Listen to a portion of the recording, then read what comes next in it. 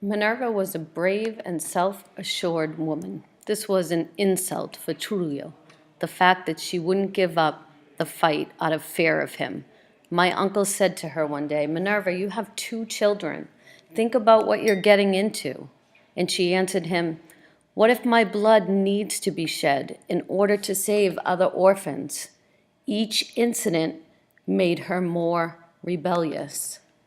My father was in president in order to put measures on measures. He wasn't presidentially made this. Went with my mother to the government office to ask for currency. He didn't want them to ask for currency for him. He was angry because he hadn't done anything. Finally, he was fed after suffering much in input and poor Meredith and Mama suffered a great deal too. At the end, he died of lions, but the truth is that his death was where was I? His death was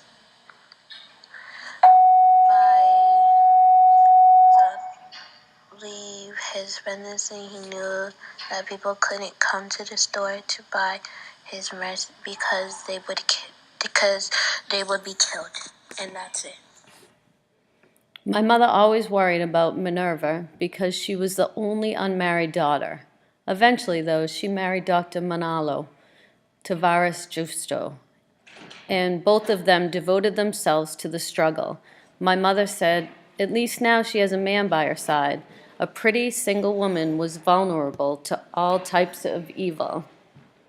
In 1959, a band of young revolutionaries, Dominicans who had been living in exile, mounted an expedition against Trujillo. They entered the country of Costanza, Maimon, and Estero Hondo, but the expedition was defeated and they were killed. Afterwards, Minerva and a group of young people formed the June 14th Revolutionary Movement. It was named for the date of the 1959 expedition, but it was discovered and most of the members were tortured and imprisoned. Minerva was one of the leaders of the June 14th Revolutionary Movement, and Trujillo persecuted her and threw her in prison along with her husband Manolo, who was the group's principal leader. Minerva and Maria Teresa were sent to Victoria Prison, and their husbands were there too at first. My sisters were there for 3 months, and for 1 month they were isolated in a torture chamber. Initially, their sentence was for 5 years, but later it was reduced to 3. Before the 3 years were up, in August of 1960, they were freed as a result of pressure from the Organization of American States. On November 3rd, Trujillo said, "I only have 2 problems, the Catholic Church and the Mirabal family." Finally, the dictator gave the order to eliminate them. On November 25th, 1960, they were assassinated, Minerva, Patria, and Maria Teresa, and their driver, Rufino de la Cruz.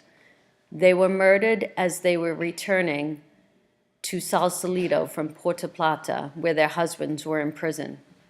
People say that it was Minerva against Trujillo and Trujillo against Minerva. Trujillo conquered her, but he didn't conquer the people, because now the people have complete freedom of expression and action. Women are where they are now, thanks to her, even though there are still many things lacking. Today, when I see her children, I think of how much love Minerva had for her people, so much that she would give her life and leave her own children orphans. They found a pair of mothers in their grandmother and me. The children remember their grandmother with great affection as Mama Chia because she guided them and gave them a lot of advice. Given their young age, we tried to raise the children normally without rancor or hate. With the inheritance my father left, we educated them. When they were 10 years old, we sent them to a Christian academy. We didn't want the children to be completely isolated from society. In the academy, they were treated very kindly. Today, Minerva's son is a businessman, a rice dealer. My son, Jamie David, was vice president, and now he's a candidate for the presidency. We have the great fortune of being a very close family, and we are always sharing. 3 days ago for Christmas, everyone was here. There are at least 50 of us, and everyone is very close, which gives me much satisfaction. Everyone in our family is healthy. They're now adults with their own families. I am 77 years old, and I truly feel very fortunate. This was in some way made up for the pain I have suffered. It's been very difficult, but I have healed. I don't feel hatred, although I always remember my sisters.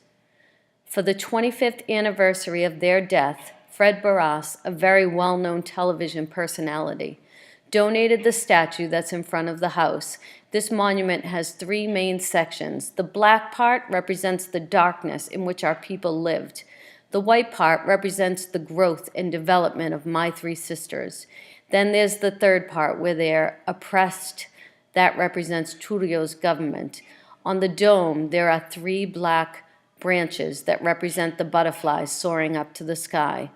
In the United States, they know something about Dominican history, but many people don't know what happened to my families in the country. In 1981, a group of women in Colombia decided to make November 25th a day of no violence against women, in homage to Minerva, Patria, and Maria Teresa. And in 1997, the United Nations declared that date an International Day of Struggle against violence against women.